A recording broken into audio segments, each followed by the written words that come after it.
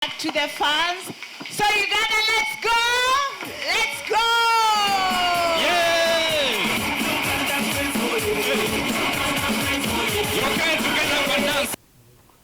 Olwaleero olunaku lwa masanyu tukimanyi bulungi nti ttiimu yaffe wetwogedde kati eri mu kusamba naye ffenna tukimanyi bulungi nti emabega gye twava twalinanga excitement ebisaawe ne bijjula na buli kimu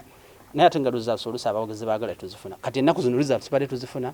naye nga ate abawagizi ttiimu tebagigoberera so tuli basanyufu nga Fufa ng'omupiira okulaba tufunye omuntu amanyi ki ekikyokukola n'omuzannyo gw'omupiira ogutuusa eri abawagizi wonna gye bali abatazze mu kisaawe n'abo abazze mu kisaawe so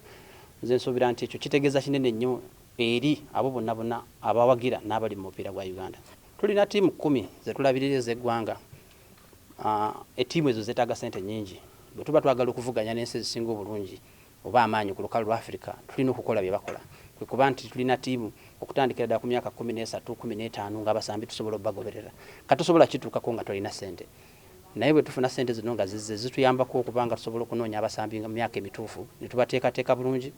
tulabye bulungi nti olwaleero ttiimu eri mu kyana erimu abasambi 12 abasamba Fufa Juniors League ekyo kikulaga bulazi nti eryo lyekkubo lye tulina okukola naye kiri expensive eri ttiimu zeezo n'okuba nti so bwe tufuna ssente bwe ziti kitegeeza nti tujja kufuna abasambi abalungi ku myaka emituufu ttiimu y'eggwanga esamba omupiira ffenna gwe tunyumirwa okulaba. So first of all is to say a very big thank you to the Federation of Ugandan Football for giving MTN an opportunity to be able to do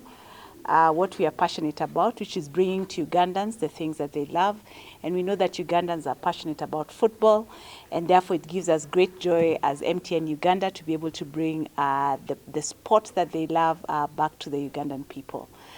For us today, we have announced 19 billion sponsorship over the next 5 years, which not only covers the national team, the Ugandan Cranes, but also covers even the Crested Cranes, the women's team, as well as other 5 programs under Fufa, which we had announced earlier. And this just shows the passion that we have around the sport, and also the fact that we are not only just interested in just supporting for today, but also making sure that Uganda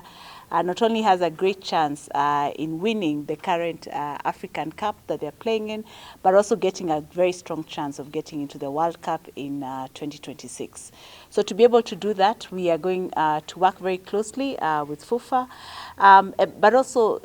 even as we invest in that, the key thing is also to make sure that Ugandans get to experience the joy, the magic of football that we have had from the very, very olden days.